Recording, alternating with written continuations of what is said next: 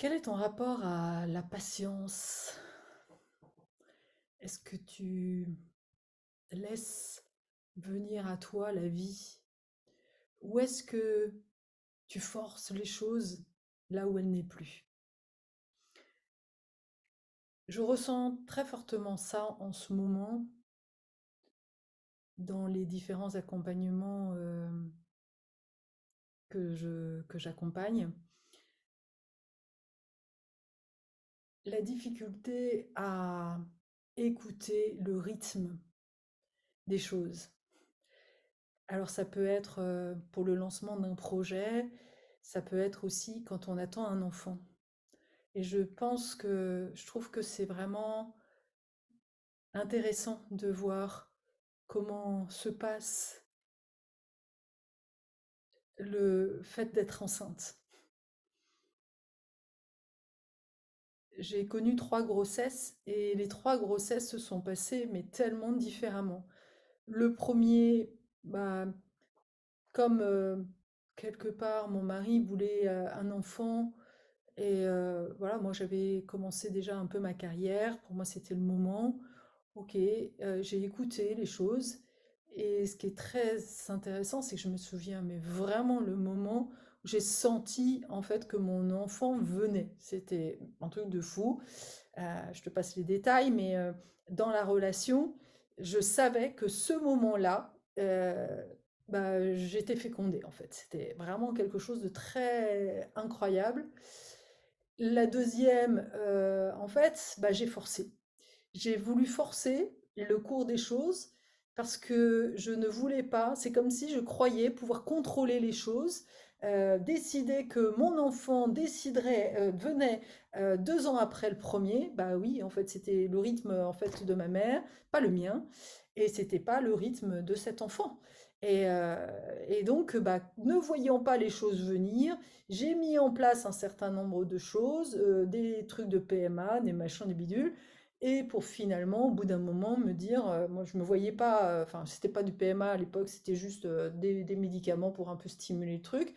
Et puis bah, la dernière étape, ça aurait été la PMA. Et là j'ai dit non, non, je le sentais pas. Là pour le coup, je me suis écoutée.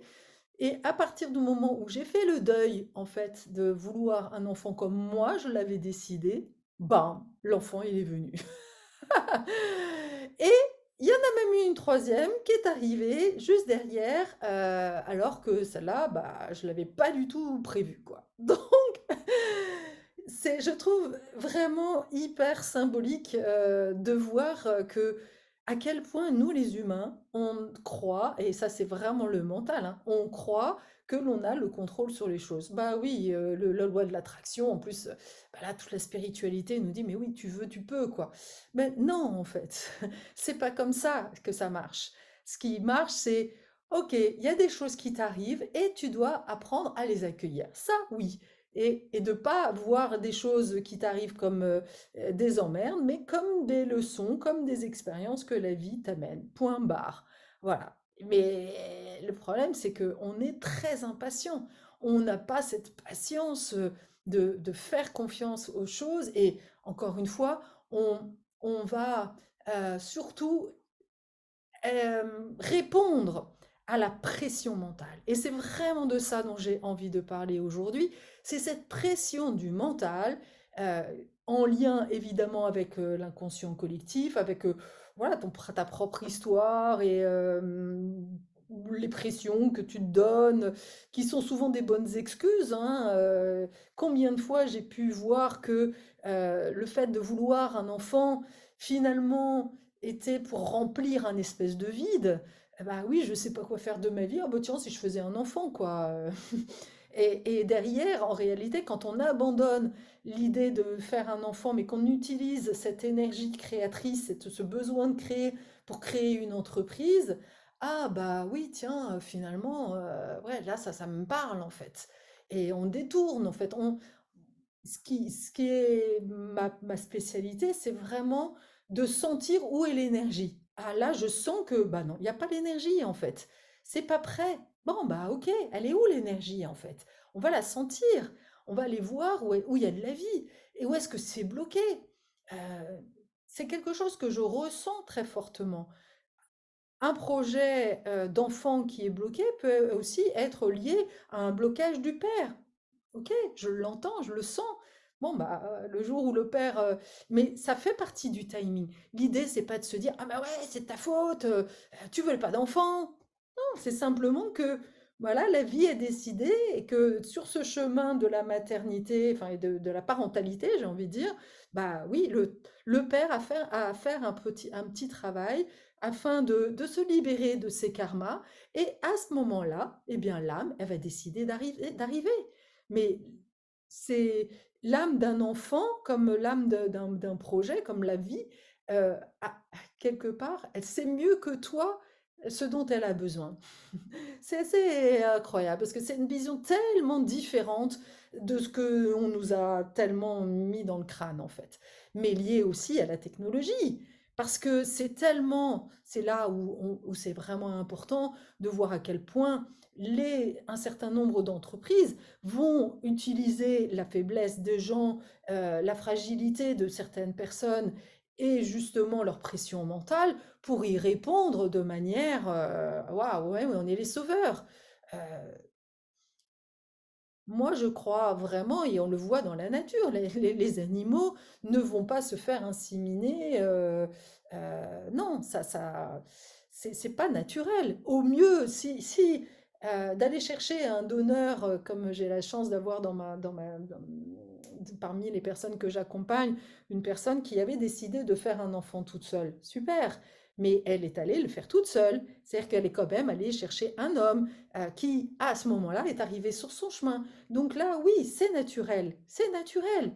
Mais vraiment, les belles âmes que vous êtes, les âmes éveillées que vous êtes, je vous interroge, vraiment, je vous invite à vous interroger à ce à quoi vous contribuez.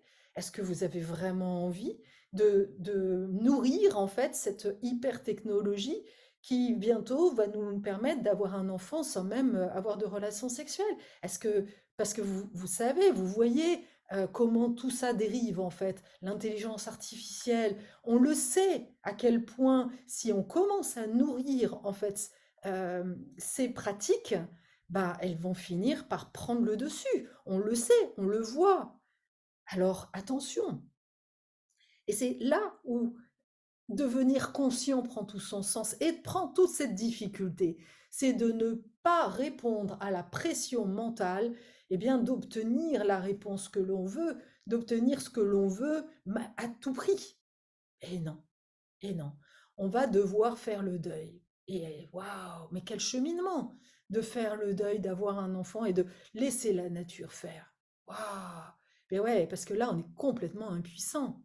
Mais c'est bien ça qui nous est vraiment demandé en ce moment, de d'accepter cette impuissance et d'accepter que finalement, eh bien, nous ne sommes que des véhicules du divin. Mais ça fout les jetons. Et je me mets dedans, hein, vraiment, hein. Parce que en ce moment, je suis en train de vraiment sentir, et j'ai plusieurs expériences là ces dernières semaines, où mon ordi déconne, je n'arrive pas à finir une séance en visio, et je vois bien que je suis poussée, en fait. La vie me pousse à faire plus de présentiel. Et j'ai les jetons. Me demande pas pourquoi. Je ressens vraiment, c'est comme si, bah, oui, j'ai abandonné parce que quand tu as une activité que tu commences à maîtriser, bah là, lâcher, c'est compliqué. Tu te dis, waouh, mais est-ce que je vais savoir faire? C'est de nouveau accueillir, à faire confiance dans la vie, être dans la foi. Bah ouais, mais à chaque fois, c'est faire un saut dans le vide. Et à chaque fois, bah, ça fout les jetons et sachant que plus tu avances, plus tu te rapproches vraiment de ton génie, et plus ça fout les jetons, en vrai.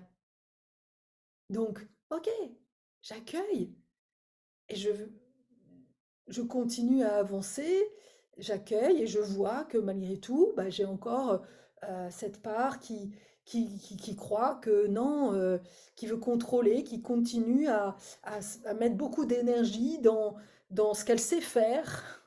plutôt que de mettre l'attention, et je le vois bien en ce moment, j'ai d'un côté mon projet Shine et de l'autre côté, commencer à travailler la communication de mes projets de danse, de week-end en présentiel. Et, et je m'observe, hein. Je m'observe avec beaucoup de compassion. Je vois que c'est tellement plus facile et que je m'enferme en fait. C'est comme si je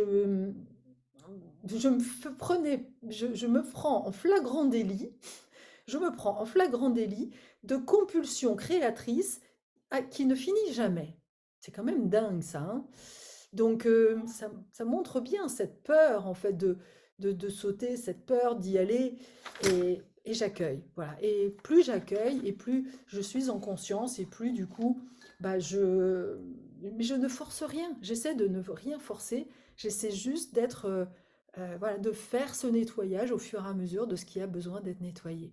Mais de pas, enfin, la difficulté, c'est de ne pas être aveugle, de voir que tu es en train d'aller dans le mur et de pas avoir de conscience de ça. Donc ça, c'est la vigilance, en fait, hein. Oui, je réponds à cette compulsion d'avoir un enfant et je vais pas voir que euh, toutes les démarches que je vais faire aboutissent pas. Je veux pas le voir.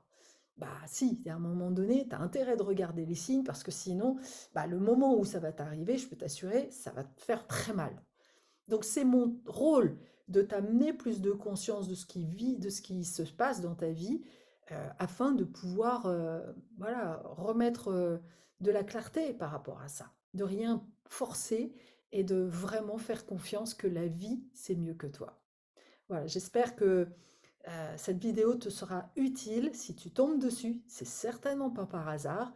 Alors vraiment, je t'invite à te poser, à aller là à l'intérieur, d'aller voir à l'intérieur qu'est-ce qui se passe si tu lâches. Qu'est-ce qui se passe si ça lâche? Et de vraiment ressentir au plus profond de toi tout, tout ce que tu dois ressentir, la tristesse, les blessures de l'abandon. Nous sommes là pour évoluer et pour vraiment travailler, nous libérer de toutes ces blessures voilà, karmiques. Et en ce moment, on travaille beaucoup sur le karma, on travaille beaucoup sur les blessures transgénérationnelles. Alors, allons-y. Voilà, avec beaucoup d'amour, je te souhaite une belle journée.